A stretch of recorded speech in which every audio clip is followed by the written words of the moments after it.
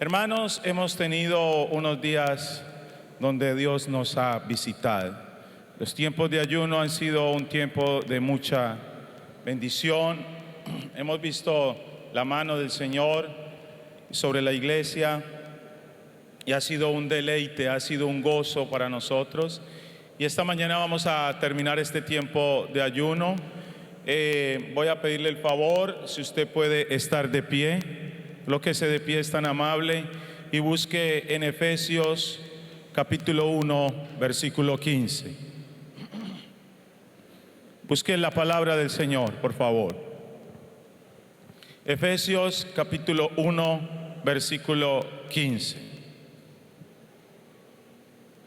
Dice así la palabra: por esta causa también yo, habiendo oído de vuestra fe en el Señor Jesús y de vuestro amor para con todos los santos, no ceso de dar gracias por vosotros, haciendo memoria de vosotros en mis oraciones, para que el Dios de nuestro Señor Jesucristo, el Padre de gloria, os dé espíritu de sabiduría y de revelación en el conocimiento de Él, alumbrando los ojos de vuestro entendimiento, para que sepáis cuál es la esperanza a que Él os ha llamado y cuáles las riquezas de la gloria de su herencia en los santos, y cuál la supereminente grandeza de su poder para con nosotros los que creemos, según la operación del poder de su fuerza, la cual operó en Cristo,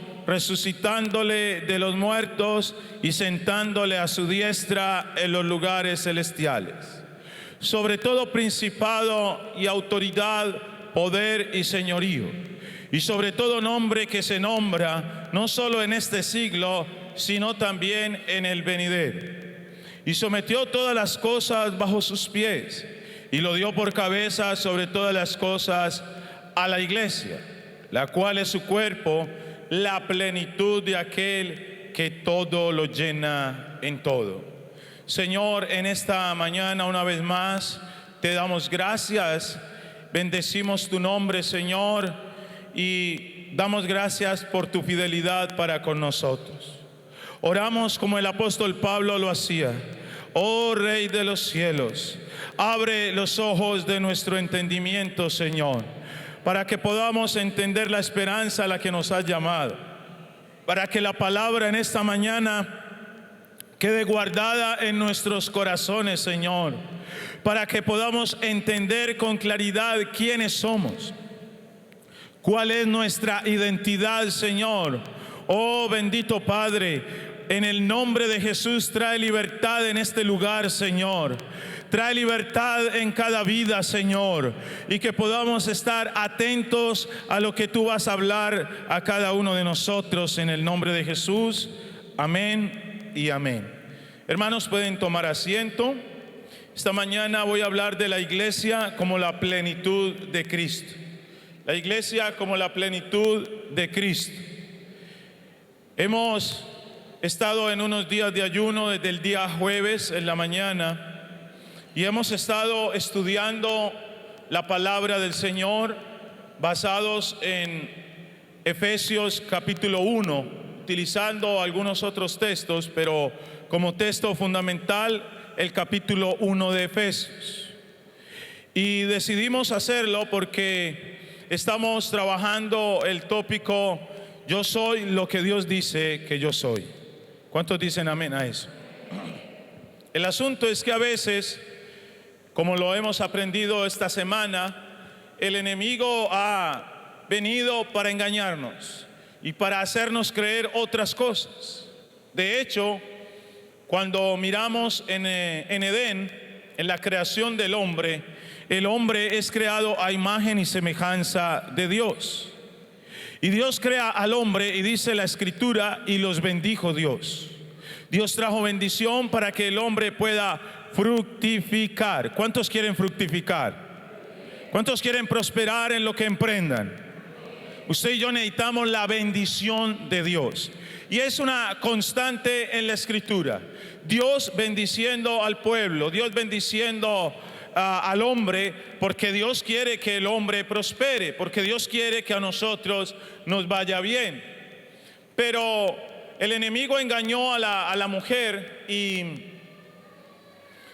hizo que ella pecara contra Dios, y la imagen de Dios en la mujer y en el hombre es distorsionada, es dañada, es afectada, porque el hombre es creado a imagen y semejanza de Dios. Pero la serpiente vino y le ofreció algo interesante a la mujer y le dijo: si tú comes de ese árbol, entonces serás como Dios, sabiendo el bien y el mal. Y dice el texto literalmente en Génesis 3: y vio la mujer que el árbol era agradable a los ojos, codiciable para alcanzar sabiduría. Ojo, codiciable para alcanzar sabiduría. Era lo que él le estaba ofreciendo.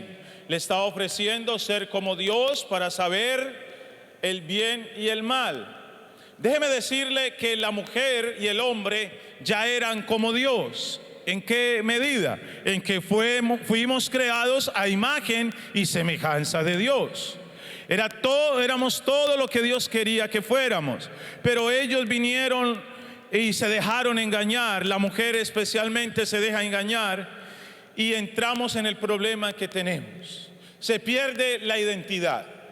Y ya el hombre es gobernado por sus pasiones, el hombre es gobernado por la razón, y empezamos a vivir en una cultura que es una cultura de pecado. El hombre santo que Dios creó, puro, con un propósito de que se multiplicara y que se extendiera por toda la tierra, ese hombre ya se multiplica de una manera pecaminosa. Hay pecado en el hombre, y entonces el hombre sigue engendrando hombres pecadores. Cuando llegamos al capítulo 6 de Génesis, hay tanta maldad en la sociedad que Dios determina raer al hombre de la tierra, y viene el diluvio. Entonces vemos como a través de la historia el hombre, voy a decirlo de esta manera, vive engañado, vive haciendo algo para lo cual no fue llamado, vive engañado por el enemigo. Y vimos también esta semana cómo Satanás trató de engañar a Jesús también con lo mismo. Vino cuando Jesús ayunó 40 días y 40 noches y le ofreció los reinos de este mundo, y le dice: todo esto te daré si postrado me adorares. Y quiso engañar a Jesús y quiso llevarlo a pecar contra Dios. Mire, hermano, la Biblia dice en el libro de Apocalipsis que Satanás engaña a las naciones. Y usted y yo, antes de conocer a Cristo, vivíamos totalmente engañados. Pero resulta y sucede que como no hemos renovado totalmente nuestro entendimiento, entonces todavía hay falsas creencias en nosotros. Y nosotros tenemos que empezar a vivir en lo que Dios dice que somos. Cuando vamos a Efesios capítulo 1, versículo 3 en adelante, encontramos lo siguiente. Encontramos que la iglesia, los redimidos, los santos y fieles, ¿cuántos aquí somos iglesia? ¿Cuántos aquí somos redimidos? Bueno, nosotros, dice Dios, estamos bendecidos con toda bendición espiritual en los lugares celestiales en Cristo.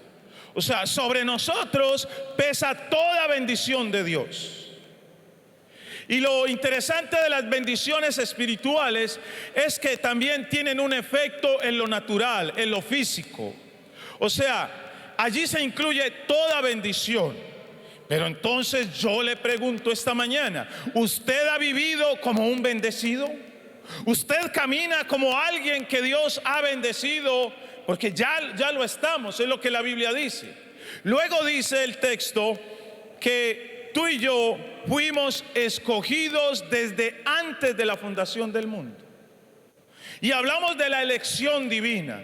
Y hablamos de que es un tema que ha generado controversia en el medio cristiano, pero debemos entender la elección divina, porque la Biblia también dice que desde antes de la fundación del mundo, en el libro de la vida del Cordero, estamos inscritos los que vamos a ser salvos. Entonces algunos hablan de la predestinación. Y sí, si hay un previo conocimiento de Dios, si hay un destino que Dios ha trazado. Pero ¿sabes por qué Dios sabe eso? Porque Dios es omnisciente, Dios todo lo sabe. Y Pedro dijo que de acuerdo, habíamos sido elegidos de acuerdo a la presencia de Dios, al previo conocimiento de Dios. Primera de Pedro capítulo 1, versículo 1 en adelante, para ti que estás tomando nota. Allí lo dice, y entonces la presencia de Dios es que Dios sabía que tú y yo íbamos a responder al llamado a la salvación. Así como hay gente que no responde, así como hay gente que no quiere saber de Dios, que les hemos evangelizado, Dios sabía que tú y yo íbamos a responder, y tú y yo aparecemos inscritos en el libro de la vida del Cordero. Dele un aplauso al Señor. ¿Usted no le parece eso maravilloso, hermano? Luego dice el apóstol Pablo que tú y yo fuimos también predestinados para ser hijos de Dios. A ver, ¿cuántos estuvieron esta semana en la enseñanza de hijos de Dios? Hay varios. Y recuerde que hablamos esto, que éramos antes de ser hijos de Dios. Éramos criatura de Dios, porque todos fuimos creados por Dios. Éramos, Efesios capítulo 2, versículo 1 en adelante, hasta el 3. Éramos hijos de ira, éramos hijos de desobediencia. Y Juan capítulo 8, versículo 44, éramos hijos del diablo. Oiga, ¿qué tal uno evangelizar a alguien y decirle todas esas cosas? Pero es lo que éramos. Algunos dicen, ay, no, muy románticos, todos somos hijos de Dios. Dios ama a todos, y yo no creo en un Dios que nos vaya a llevar a nosotros a un infierno.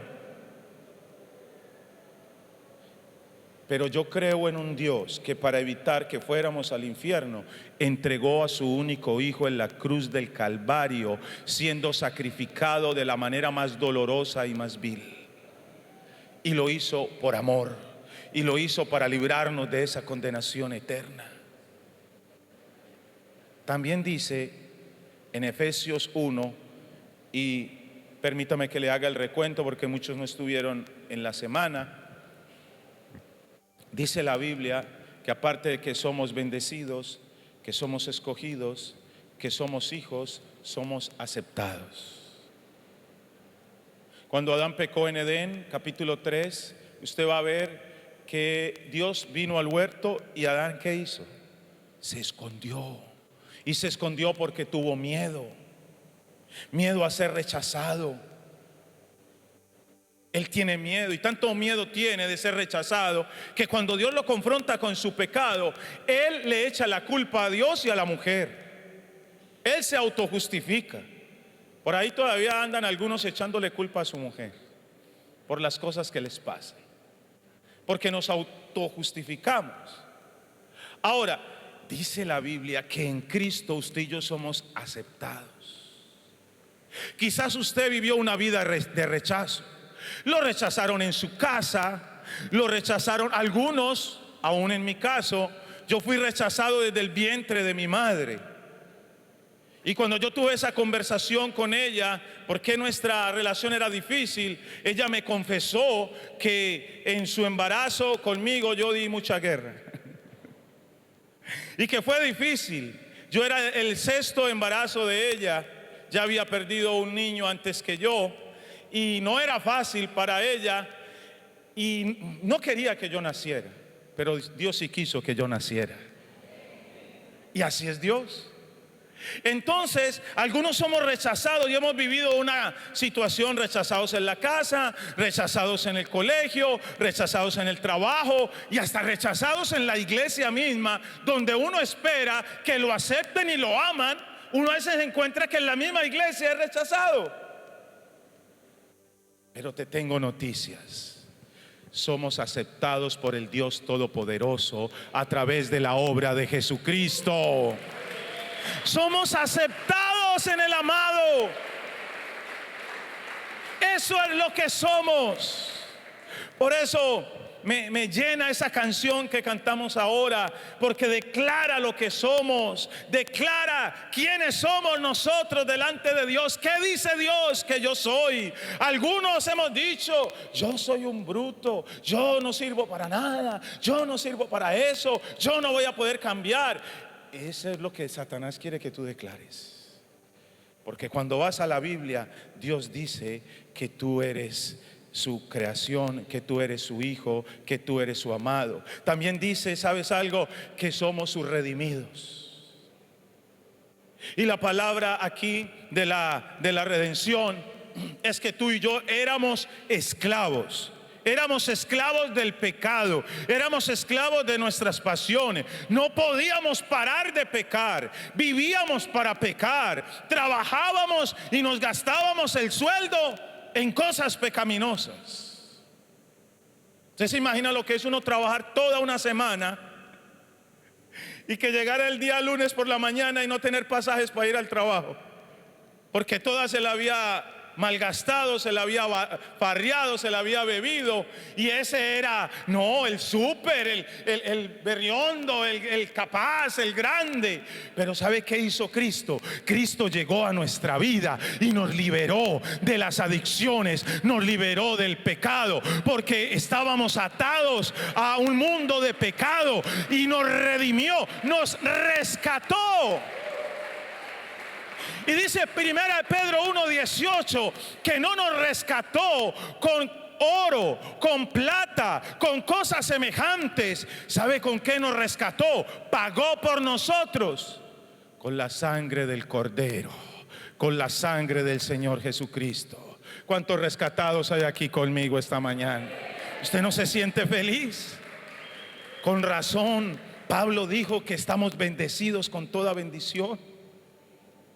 Mire, cuánta gente amaneció hoy triste, con dolor de cabeza, enguayabados y trasnochados, y nosotros aquí estamos felices en la presencia del Señor. Esto es vida. Y ahora salimos, vamos, almorzamos, estamos con nuestra familia, descansamos, estamos bien, estamos contentos, estamos felices. Y escuchamos ahora en la canción: si te tengo a ti, lo tengo todo. ¿Cuántos aquí tenemos a Cristo? Amén, amén. Tener a Cristo es tener todo en nuestras vidas. Ahora, si seguimos leyendo el texto de Efesios 1, aquí me quedaría, este tema me fascina, me quedaría todo el día predicándoles aquí, hermano. Seguimos leyendo en el texto, y aparte de que somos redimidos, dice que somos herederos del reino. Somos herederos. ¿Cuántos aquí somos hijos de Dios? No, hermano, no me convenció. Le voy a creer que está en ayuno. ¿Cuántos aquí somos hijos e hijas de Dios? A eso sí, no me grite, tranquilo. Hermanos, ¿usted sabe la dignidad que tenemos? Eso es ser mejor que apóstol, que pastor, que maestro, que evangelista, que ingeniero, que presidente. Ser hijo de Dios es la dignidad más grande que un ser humano puede tener. Eso es lo más grande. Somos hijos del Dios vivo, hijos del Dios altísimo, y usted y yo debemos levantar la frente y vivir felices porque tenemos un papá en los cielos que cuida de nosotros. Pero la Biblia dice también ahí en Efesios 1 que somos sellados con su Espíritu. ¿Y sabe qué quiere decir eso? Que somos propiedad de Dios. Ojo, somos propiedad de Dios porque nos creó. Somos propiedad de Dios porque nos redimió y nos compró con su sangre. Y somos propiedad de Dios porque nos selló con su espíritu. Colocó el sello y dijo: este es mío. ¿Usted no lo llena eso de gozo? Eso es lo que somos. Eso es lo que Dios dice que somos. Y hay más. Sigamos leyendo la Biblia y hay más. Y el tema parece inagotable. Pero esta mañana me voy a adelantar un poco y voy a hablar de que somos la plenitud de Cristo. ¿Quién es? La iglesia. Somos la plenitud de Cristo. Oiga, pastor, pero si Cristo es el pleno, Cristo está lleno, Cristo está pleno. ¿Cómo es eso que la iglesia es la plenitud de Cristo? Bueno, vamos a tratar de entender eso. Cuando el apóstol Pablo le escribe esta carta a los Efesios, Pablo tiene la firme intención de que la iglesia entienda cuál es su identidad y su posición en Cristo. Y eso es lo que nosotros debemos saber. Puede llevar muchos años de venir a la iglesia, de ser cristiano, pero hoy usted y yo tenemos que salir de este lugar entendiendo quiénes somos en Cristo. Y cuando vamos a la escritura vamos a descubrirlo una y otra vez. Entonces Él está diciendo que somos bendecidos. Dígame amén. Él está diciendo que somos escogidos, que somos hijos adoptados, que somos aceptados en el amado. Él está diciendo que somos redimidos. Él está diciendo que somos herederos del reino. Él está diciendo que somos sellados con su espíritu. Y Él está diciendo que somos la plenitud de Cristo. Eso es lo que somos. Y esto los adolescentes, padres, usted tiene que trabajar esto con sus hijos. Porque cuando allá le salgan en la calle a decirle otra cosa, su hijo tiene que estar entendido de quién es en el Señor. Hoy tenemos una sociedad huérfana, tenemos una sociedad con una cantidad de problemas y de problemas de ideologías de género. Si tu hijo y tu hija sabe quién es en Cristo, sabe quién es en el Señor, entonces no va a tener problemas, porque él sabe cuál es su identidad. Ahora, sí voy a empezar la predicación. Vamos al versículo 15. Y lo primero que encontramos es que el apóstol Pablo hace una oración de gratitud. Él necesitaba que la iglesia entendiera quién era en Cristo. Y él necesitaba que la iglesia entendiera otras cosas que son las que vamos a hablar esta mañana. Entonces dice: por esta causa, note el conector, por esta causa. Lo que venía hablando atrás. También yo, habiendo oído de vuestra fe en el Señor Jesús y de vuestro amor para con todos los santos, no ceso de dar gracias por vosotros, haciendo memoria de vosotros en mis oraciones. El apóstol Pablo estaba orando por la iglesia. Y es lo que usted y yo debemos hacer. Como cristianos, no solo orar por nuestras necesidades. Como iglesia tenemos la necesidad de orar por la iglesia, de orar por los hermanos. Y Pablo escuchó de la fe de ellos en el Señor, o sea que eran convertidos, eran cristianos. De hecho, se refiere a ellos en el versículo 1 como fieles y santos en el Señor.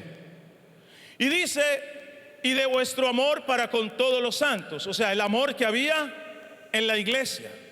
Pablo escuchó que esa iglesia se amaba, que tenían una fe, y dice: no ceso de dar gracias por vosotros. Él alaba al Señor, él da gracias a Dios por lo que la iglesia es, haciendo memoria de vosotros en mis oraciones. Entonces usted y yo tenemos como iglesia una responsabilidad, un deber y un privilegio de ¿qué? De orar por la iglesia, pero también de orar por nuestros gobernantes, de orar por aquellos que no conocen al Señor, de orar por la salvación de nuestras familias. Hay mucho por qué orar. Y esa es la responsabilidad de nosotros, la iglesia. Eso no se lo podemos delegar al que no es cristiano. ¿Por qué? Porque Dios oye a su iglesia. Dios escucha al justo. Dios escucha a sus redimidos. Entonces sus oídos están atentos a nosotros.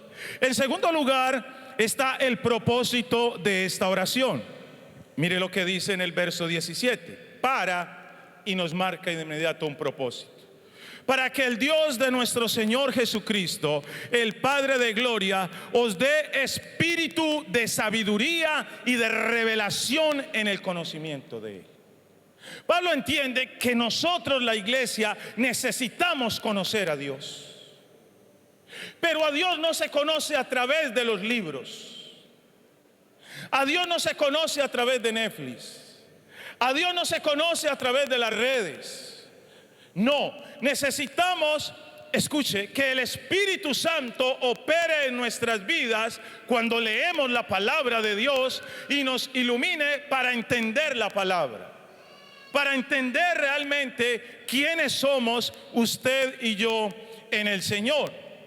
Él está orando para poder conocer a Dios, el Dios de nuestro Señor Jesucristo y el Padre de gloria. ¿Cuántos tienen como papá a un Padre de gloria? El mismo papá del Señor Jesucristo. Nos dé espíritu de sabiduría y de revelación en el conocimiento de Él. Sabiduría, necesitamos sabiduría. ¿Cuántos necesitan sabiduría? ¿Usted quiere sabiduría? Pero ¿cuál quiere? ¿La sabiduría del colegio, de la universidad o la sabiduría de Dios? ¿Quiere la sabiduría de Dios?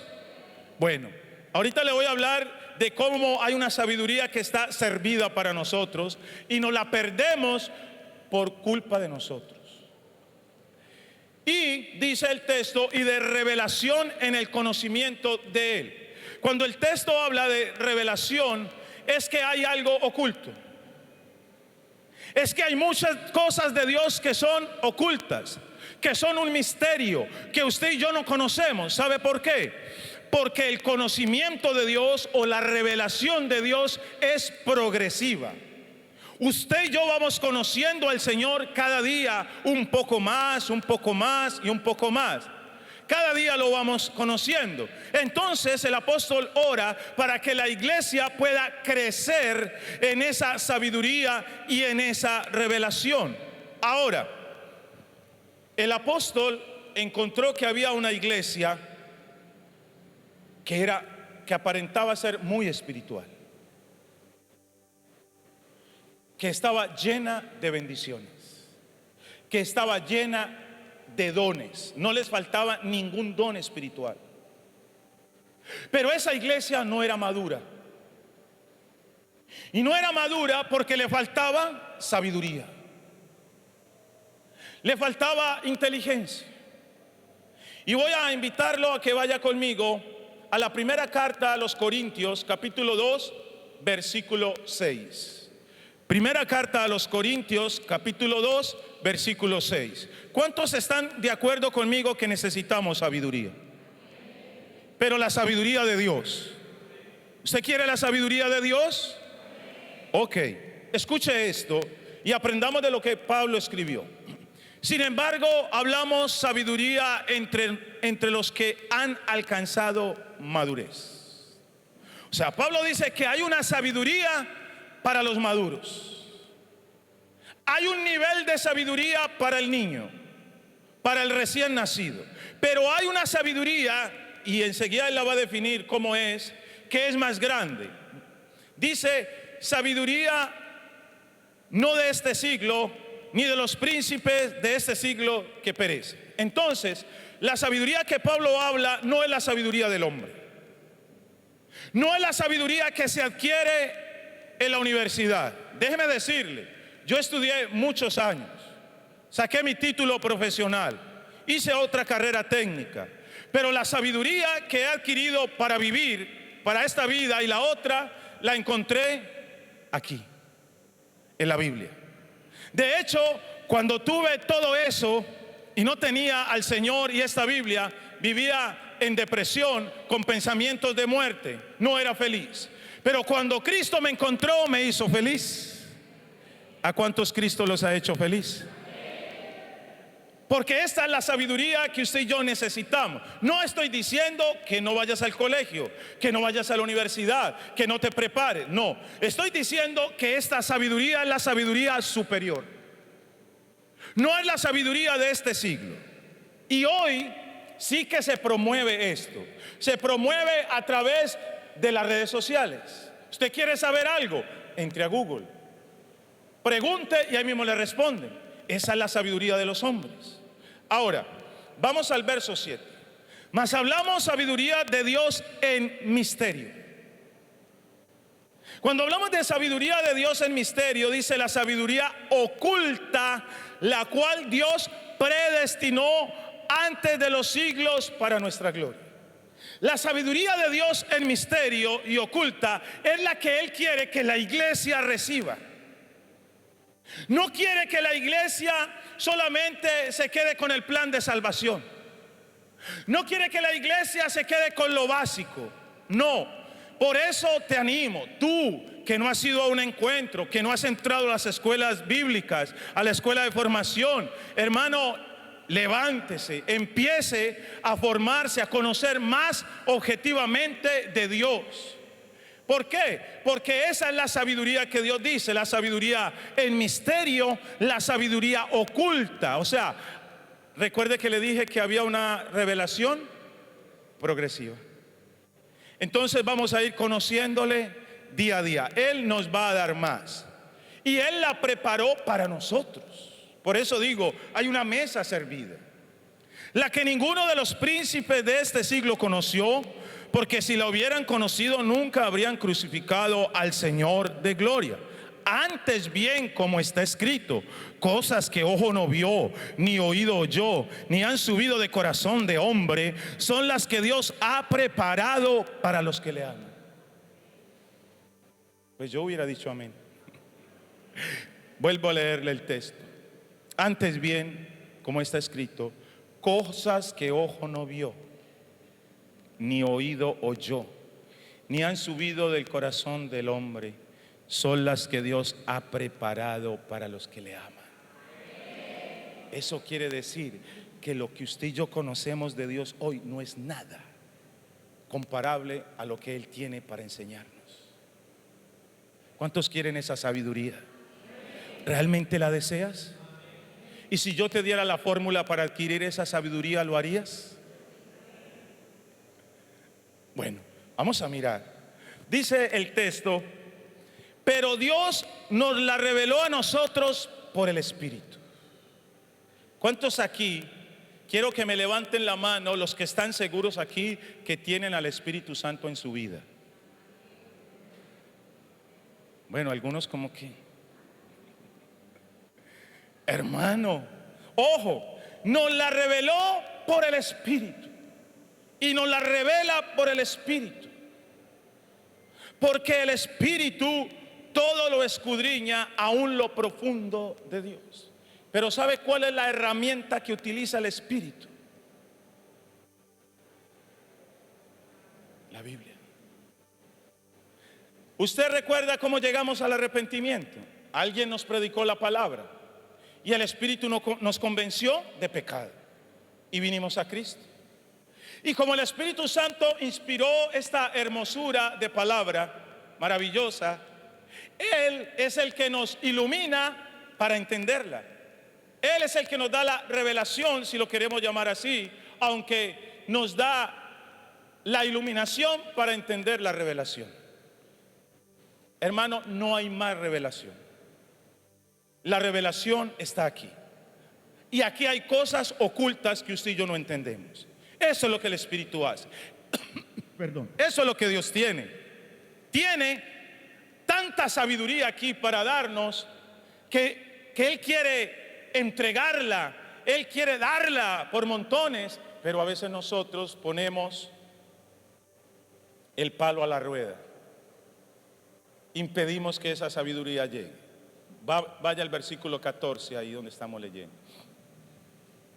Pero el hombre natural no percibe las cosas que son del Espíritu de Dios, porque para él son locura y no las puede entender, porque se han de discernir espiritualmente. En cambio, el espiritual juzga todas las cosas, pero él no es juzgado de nadie. Porque ¿quién conoció la mente del Señor? ¿Quién la instruirá? Mas nosotros tenemos la mente de Cristo.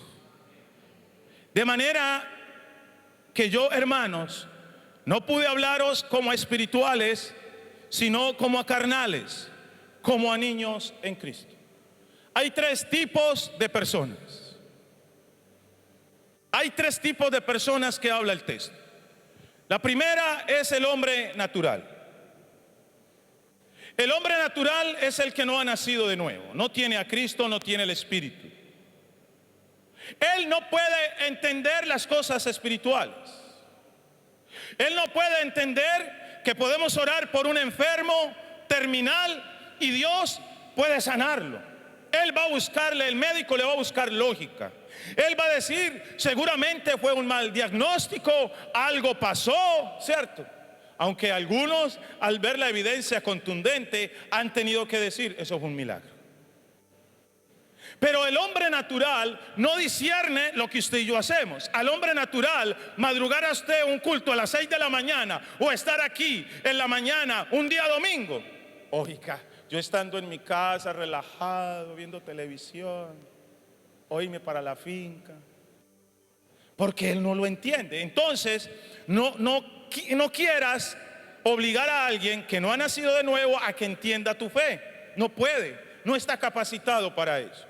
En segundo lugar, se habla del hombre espiritual. El hombre espiritual es el que tiene la capacidad de entender y de juzgar cualquier situación. Si es de Dios, si no es de Dios, si algo normal o no es normal. Tiene esa capacidad porque tiene una madurez y porque es guiado por el Espíritu Santo. Pero se habla de otro personaje en 1 Corintios 3:1, de manera que yo, hermanos, no pude hablaros como a espirituales, sino como a carnales, como a niños en Cristo. Entonces nos habla de otro personaje, del cristiano carnal, del cristiano inmaduro, del cristiano que es un niño porque no ha crecido, porque no ha madurado, no ha avanzado en su fe. Ahora, mire lo que el apóstol hace. Recuerde que Dios tiene una sabiduría para nosotros servida, una sabiduría en misterio, una sabiduría oculta. La tiene preparada, dice, para nuestra gloria, para nuestro conocimiento, para nuestro deleite. Mire lo que dice 1 Corintios 3:2, ahí donde está leyendo. Os di de beber leche y no vianda, porque aún no erais capaces, ni sois capaces todavía. Pablo le está diciendo a una iglesia que tiene todos los dones espirituales, a una iglesia que mostraba una espiritualidad. Ustedes son niños. Cuando ves que la iglesia debe ser edificada por los dones, por eso vamos a hacer el test de dones. Primero vamos a iniciar con el liderazgo, con los servidores, con los que están en las escuelas, pero luego vamos a hacerlo con toda la iglesia, porque queremos que usted conozca cuáles son los dones que Dios le ha concedido a usted. Ahora, parece que entonces faltaba un elemento en esa iglesia: sabiduría, para poner a funcionar los dones como es, porque la iglesia no había madurado. Para eso son los dones, para llevar a la iglesia al crecimiento, a la estatura de Cristo, a la madurez. Pero entonces allí había orgullo. Yo hablo más en lenguas que usted, yo profetizo más que usted, yo tengo don de interpretación de lenguas. Y ahí había entre ellos, y así era que estaba pasando, algunas disputas entre ellos. Pero había otra cosa que es lo que le voy a mostrar. Entonces Pablo dice: les di a beber leche y no alimento sólido. Porque ¿qué pasa si a un niño recién nacido le doy una bandeja paisa? le doy un mote de queso, lo mato. Hay que darle lechita y algunos hasta la rechazan. Pablo dice, a ustedes hay que darles leche. A ustedes hay que darles, no puedo darles alimento sólido. O sea, no puedo darles esa sabiduría de Dios en misterio que Dios me ha dado a mí. No se las puedo comunicar todavía porque ustedes no son capaces de recibir esa sabiduría. ¿Y por qué, Pablo? Porque ustedes son niños, porque ustedes son carnales, porque ustedes no le han dado lugar al Espíritu, que es el que revela la sabiduría, el misterio. Ustedes no son gobernados por el Espíritu, sino por sus deseos carnales. Ahora, mire el versículo 3, porque aún sois carnales. ¿Qué tal que a usted alguien le dijera, hola carnal? A usted no le va a gustar eso. Pues habiendo entre vosotros celos, contiendas y disensiones, ¿no sois carnales y andáis como hombres? En la iglesia había disputas, en la iglesia había división, en la iglesia, como dice el texto, habían celos. Había una competencia. Yo soy mejor líder que tú. Yo tengo más dones que tú. Yo tengo más seguidores que tú. Yo tengo más gente en la célula que tú. ¿Y quién dijo que eso determina que eres espiritual? ¿Quién me dice a mí que una persona es espiritual porque tiene dones? ¿Quién me dice a mí que una persona es espiritual porque lleva 10, 15, 20, 30 años en el Evangelio? A mí eso no me dice que una persona es madura. Y es lo que está sucediendo en el texto. Pablo no tuvo pelos en la lengua para decirle, ustedes son niños, ustedes son carnales. ¿Y por qué nos tratas así, Pablo?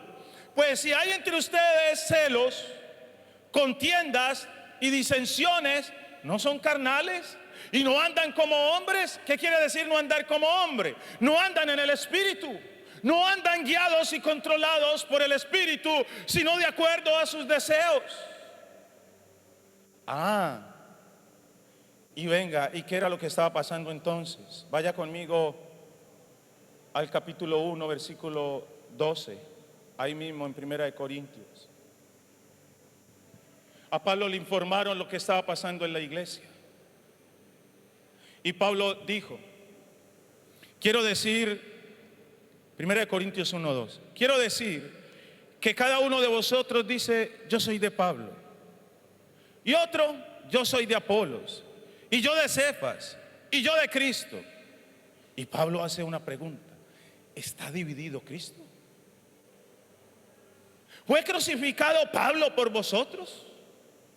¿O fuisteis bautizados en el nombre de Pablo? ¿Sabe qué estaba haciendo la iglesia?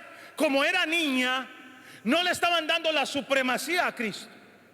No estaban colocando a Cristo en el centro, sino que estaban mirando a los predicadores que habían allí en aquel momento dentro de la iglesia. Y unos dijeron, no, para mí el favorito es Pablo, no hay como Pablo. Pero otro dijo, no hay como Apolos. ¿No ves la gracia, el poder con que predica Apolos? Y otro dijo, no, yo soy de Cefas, yo soy de Pedro, yo soy pedrista. Otro, yo soy apolista. Otro, yo soy pablista.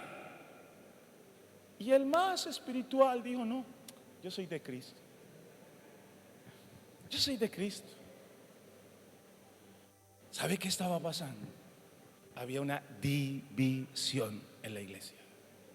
Y esa división entre ellos, esa inmadurez, estaba evitando que la sabiduría de Dios en misterio fuera revelada a ellos, porque eran niños. Y el ejemplo típico es que Pablo dice, tengo que darles leche, porque ustedes no aguantan alimento sólido. Ustedes no soportan alimento sólido. Y aquí es cuando nosotros tenemos que mirar, ¿dónde estoy yo? ¿Dónde está la iglesia? ¿Soy yo un antagonista dentro de la iglesia?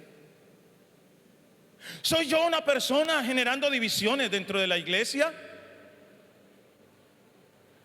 ¿Soy yo una persona que estoy usando mi posición de liderazgo, mi renombre, mi tiempo, mi ministerio reconocido para generar divisiones en la iglesia? Yo pregunto, ¿por qué Apolos, por qué el mismo Pedro o los que se dieron cuenta no pararon eso? Pablo lo está parando. Pablo está diciendo, ¿cómo así? Es que yo no morí por nadie. Yo no bauticé en nombre mío a nadie. Yo le pregunto, iglesia, ¿quién murió por usted? ¿Quién murió por usted? No lo escucho. ¿Quién murió por usted? ¿A quién debemos mirar? ¿A quién debemos adorar? ¿A quién debemos servir? ¿De quién somos? De Cristo.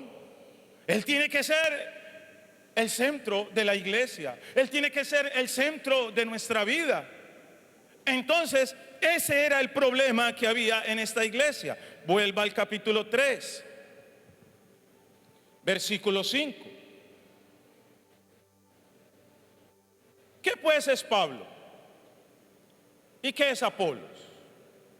Servidores por medio de los cuales habéis creído, y eso según lo que a cada uno concedió el Señor. Es que Pablo predica bien, tiene mucha sabiduría. Eso no es de él. Eso Dios se lo dio para la iglesia. ¿Quién soy yo?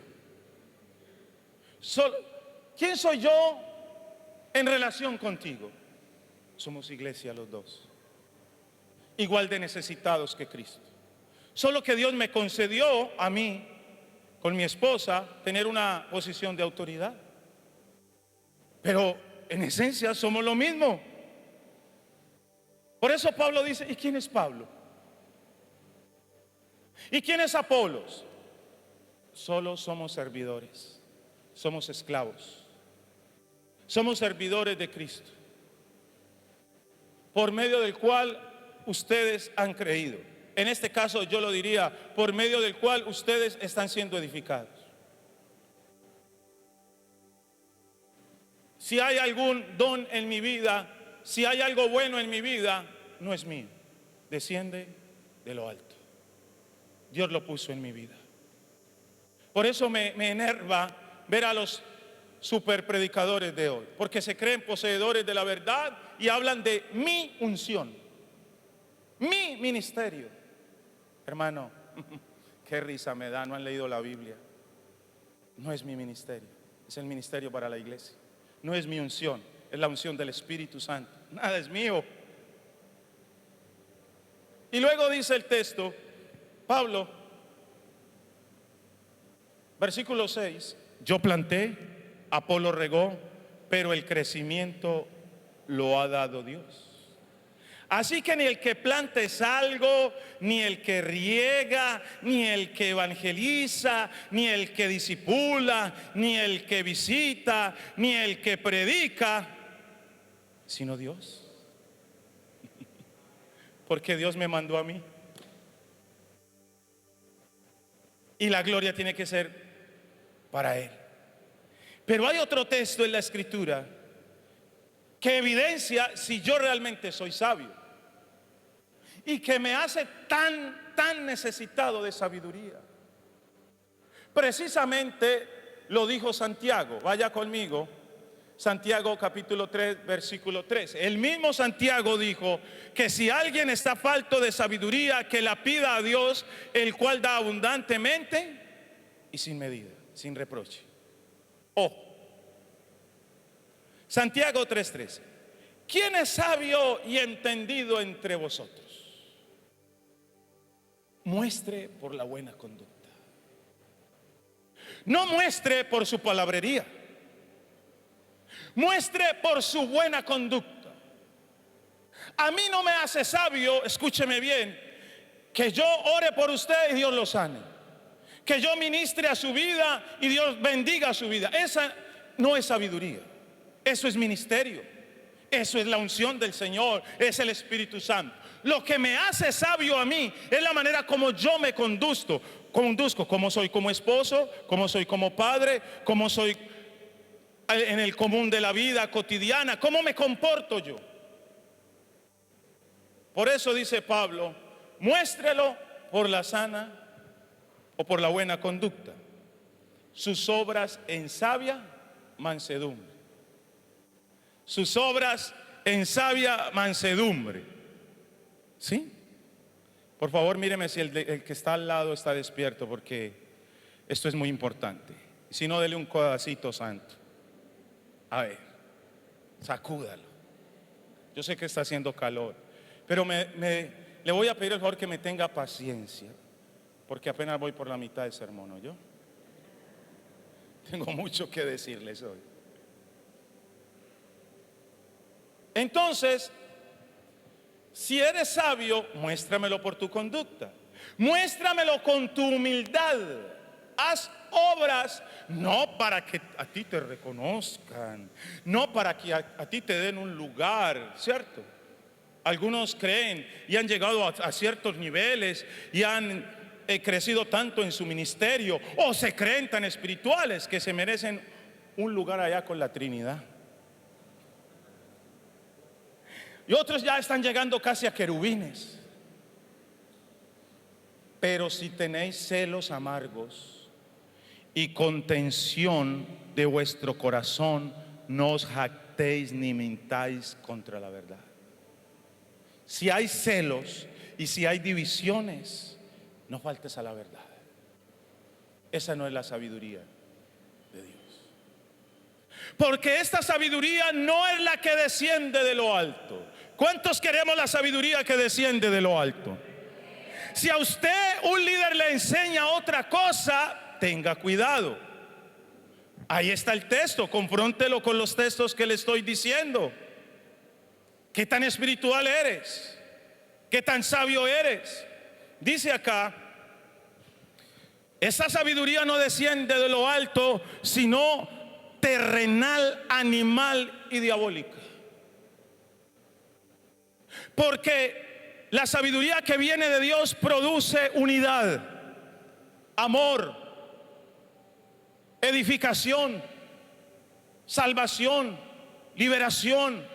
Pero aquí dice, si hay celos sin contención, versículo 16, allí hay perturbación, y escuche eso, y toda obra perversa. Entonces yo le creo al hermano, porque es que el hermano ora en lenguas y profetiza lo más lindo. Y yo le creo porque es que él lleva 20 años en el evangelio. Pero si genera división, contención en la iglesia, déjeme decirle que es un niño, para no llamarlo de la otra manera. Déjeme decirle que esa sabiduría que promueve es perversa. No es la que desciende de Dios. ¿Cuántos quieren saber cómo es la sabiduría de Dios? ¿Usted quiere saber cómo es la sabiduría de Dios? Ojo, versículo 17. Pero la sabiduría que es de lo alto es primeramente pura, es santa, porque desciende de lo alto. ¿Para cuántos la palabra de Dios es santa? Es pura, amén. Después pacífica, no entra en contenciones, no entra en peleas, no entra en divisiones, pacífica. Bienaventurados los pacificadores, porque estos serán llamados hijos de Dios. Es benigna, es buena, es llena de misericordia y de buenos frutos, sin incertidumbre. Ojo, sin incertidumbre, sin generar suspicacias, sin generar temores, ni hipocresía. Y el fruto de justicia se siembra en paz para aquellos que hacen la paz. Hermano, pensemos realmente dónde estamos. ¿Somos un hombre natural, espiritual o carnal? Y de acuerdo a cómo me comporto yo, se determina lo que soy. no es ni siquiera por el conocimiento de la Biblia. Porque hay gente que conoce Biblia pero no la aplica, no la vive. Hay gente que usa la Biblia para contender, para generar divisiones. Volvamos a Efesios 1:18. Efesios 1:18. Pablo oraba para que se abriera o se alumbrara nuestro entendimiento, alumbrando los ojos de vuestro entendimiento, para que sepáis cuál es la esperanza a la que Él os ha llamado y cuáles las riquezas de la gloria de su herencia en los santos. Permítame, le leo ese verso en una versión moderna. Pido también que ilumine sus corazones para que sepan cuál es la esperanza a la que los llamó y qué enorme es la riqueza de la herencia que Él ha dado a los que son suyos.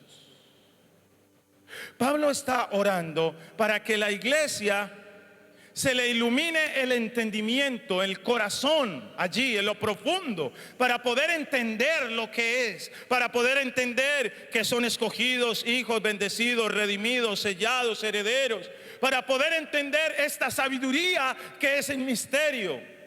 ¿Sabe? Lo que el apóstol Pablo habló es tan profundo que Pedro mismo dijo que hay algunas cosas difíciles de entender de lo que escribió el apóstol Pablo, porque eran alimento muy sólido.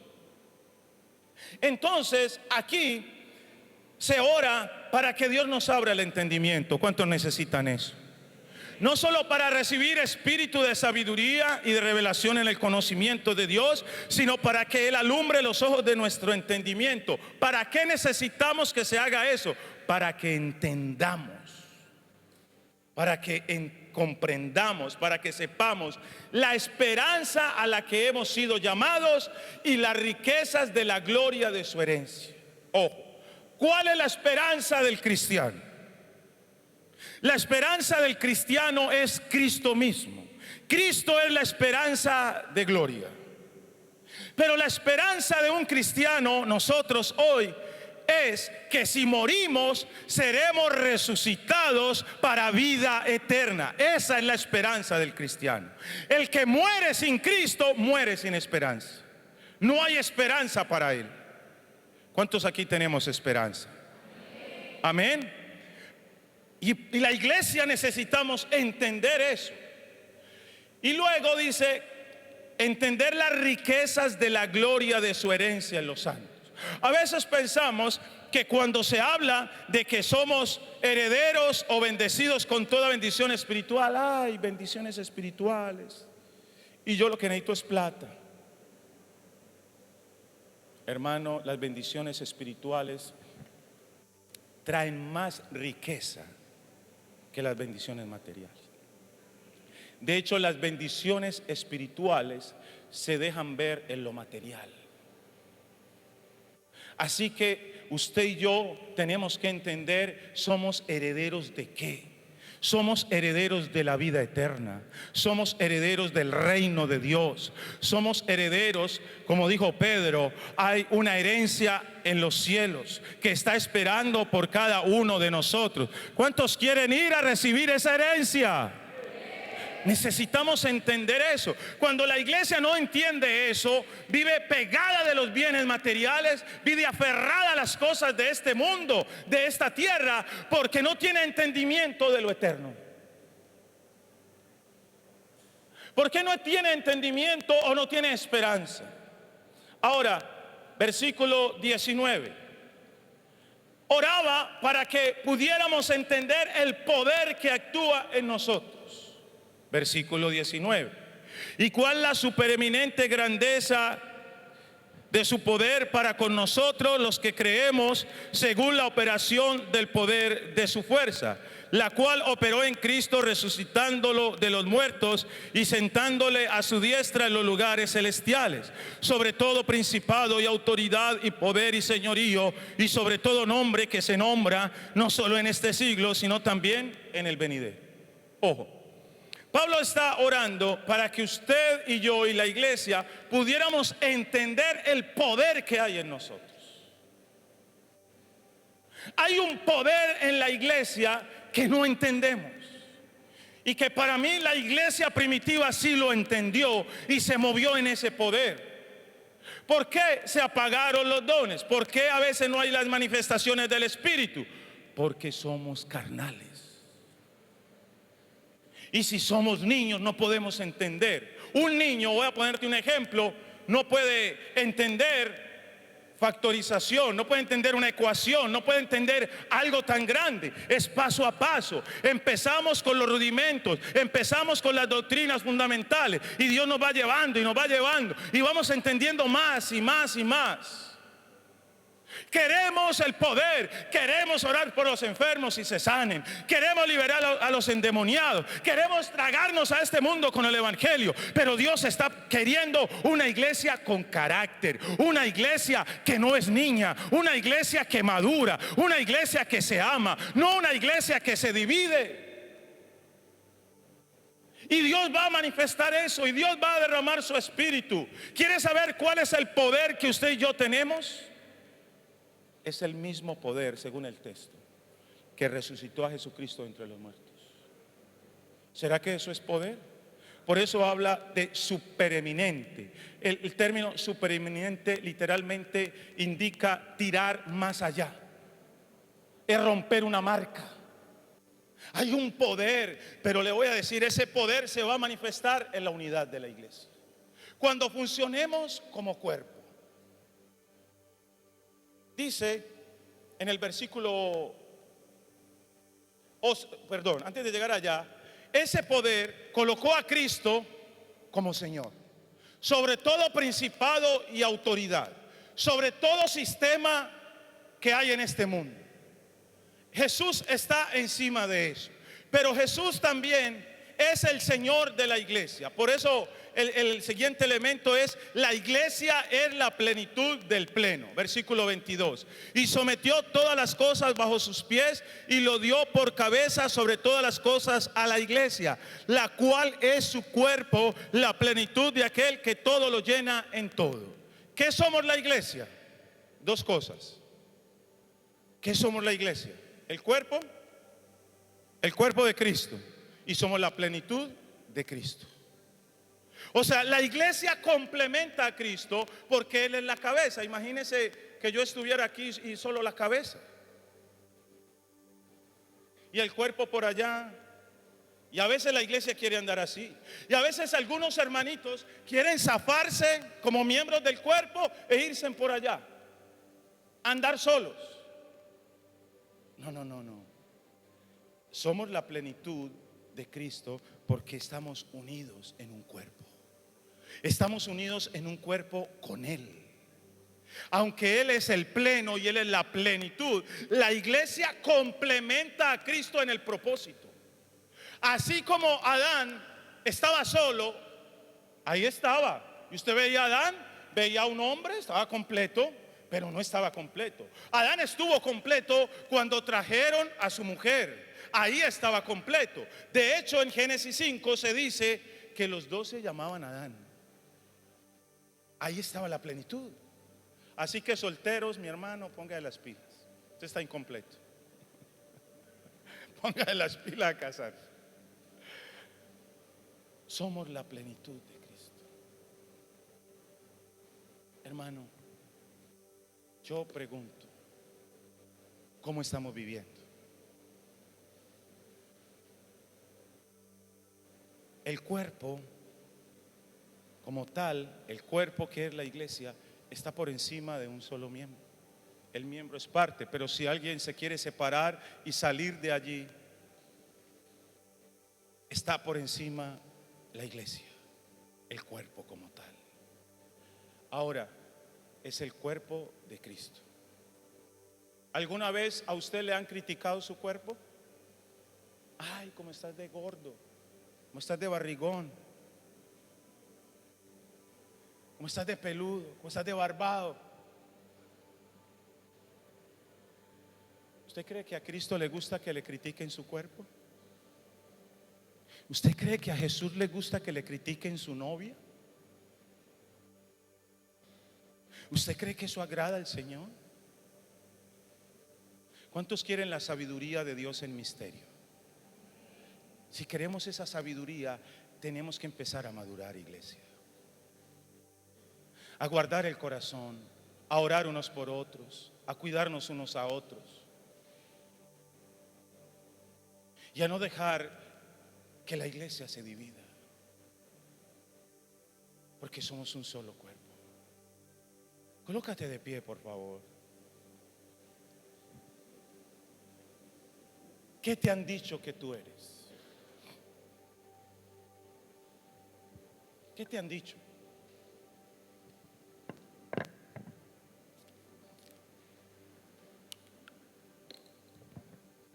Como iglesia somos la piedra en el zapato de este mundo.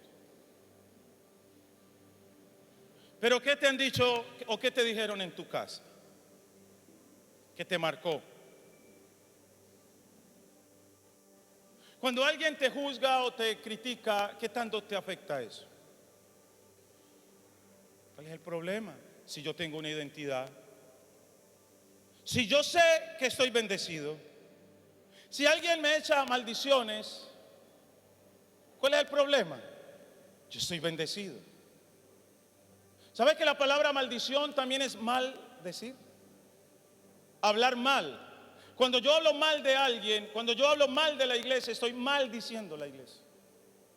Estoy maldiciendo a esa persona. Y Dios no nos llamó a maldición, sino a bendición. Porque estoy bendecido para bendecir. Dios dice que estás bendecida, iglesia. Dios dice en su palabra, no lo digo yo, que fuiste escogido. Dios dice que eres un hijo y una hija de Dios adoptado por Él. Dios dice que Él te acepta en Cristo Jesús.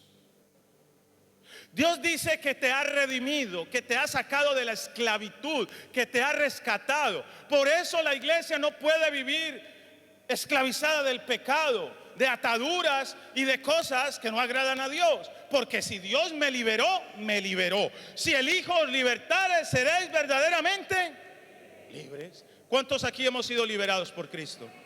Amén. Y conoceréis la verdad y la verdad os hará libres. Libres.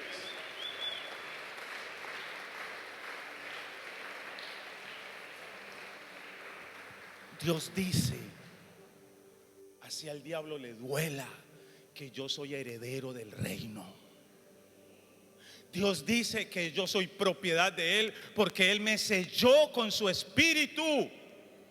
Eso es lo que soy. Esa es mi identidad. Dios dice que soy la plenitud de Cristo. Yo creo que cuando Satanás oye eso se revuelca. Estos tan imperfectos, estos con tantas debilidades, estos como a veces entre ellos mismos, estos que se dejan engañar de mí. Y Jesús saca pecho y dice, esos son mis redimidos. Yo los compré con mi sangre, yo los sellé con mi espíritu, yo les he dado una herencia en el cielo. Ellos son la plenitud. Me siento en la gloria, dice Jesús. Me siento completo. Y usted sigue leyendo y lo vamos a seguir estudiando. Por eso, hermano, venga a ayunar. Dice que somos reconciliados, que somos justificados. Mire, todavía me cuesta a veces entender cómo alguien que es culpable se le declara justo. ¿Cuántos aquí éramos culpables? Todos éramos culpables. Porque la paga del pecado, ofendimos a Dios, éramos culpables. Pero la sangre de Jesús hace que Dios me vea justo. Justo. Con razón Pablo habla de alimento sólido. Entender esto. Pero le voy a decir algo que somos. Así a veces no nos comportemos así. Somos la familia de Dios. Está en el capítulo 2 de Efesios. Somos la familia de Dios. Por eso yo no soy lo que el mundo dice que yo soy. Yo no soy lo que la gente dice que yo soy. Yo soy lo que Dios dice que yo soy. Yo soy lo que la palabra de Dios dice que yo soy.